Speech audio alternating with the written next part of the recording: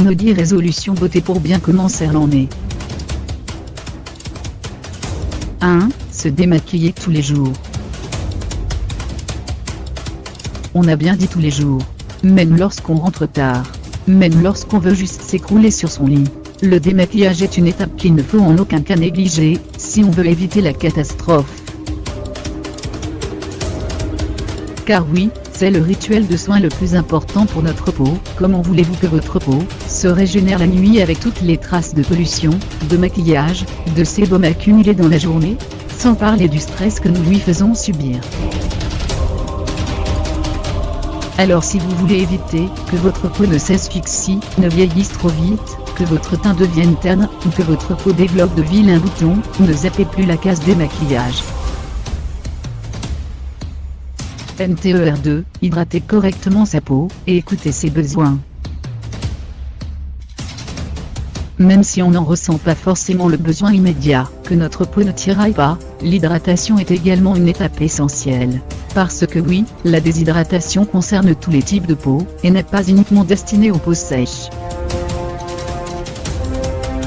On aide donc sa peau à se protéger des agressions extérieures, on choisit une texture adaptée à ses besoins, et on s'y tient. Et surtout, on ne s'hydrate pas que l'hiver. NTER3, nettoyer ses pinceaux régulièrement. On le sait, ce n'est pas la partie que l'on préfère. C'est fastidieux, ça demande du temps, et surtout, il faut s'y tenir. Idéalement, il faudrait pouvoir nettoyer ses pinceaux après chaque utilisation. Mais soyons honnêtes, on n'y arrivera jamais. Par contre, on peut se fixer des objectifs simples à réaliser, et donc à améliorer. Si on les lave une fois par semaine, c'est déjà pas mal. Entre-temps, vous pouvez utiliser un spray qui nettoiera vos pinceaux entre 2 utilisations, Brush Cléancé, Kiko, 5,95 €. Grâce à ces étapes, on devrait éviter les vilains petits boutons qui peuvent apparaître, tout simplement par manque d'hygiène, et par paresse. NTER4, trouver une routine de soins et s'y tenir. Pour voir les bienfaits d'un produit, ou d'une routine soin, il faut s'y tenir. Et ce n'est pas en changeant de crème, ou de sérum tous les 2 jours, que l'on pourra avoir un réel effet positif sur sa peau. On se tient donc à une routine qui nous va bien, et surtout, on arrête d'ouvrir tout un tas de produits en même temps. Déjà, parce qu'ils seront beaucoup moins efficaces utilisés ponctuellement, mais également car chaque produit de beauté a une date de péremption. Alors pour éviter tout risque d'allergie, prenez votre temps. 5. Boire, vraiment, beaucoup d'eau. On parlait un peu plus haut d'hydratation de la peau, elle passe également par l'hydratation de notre corps.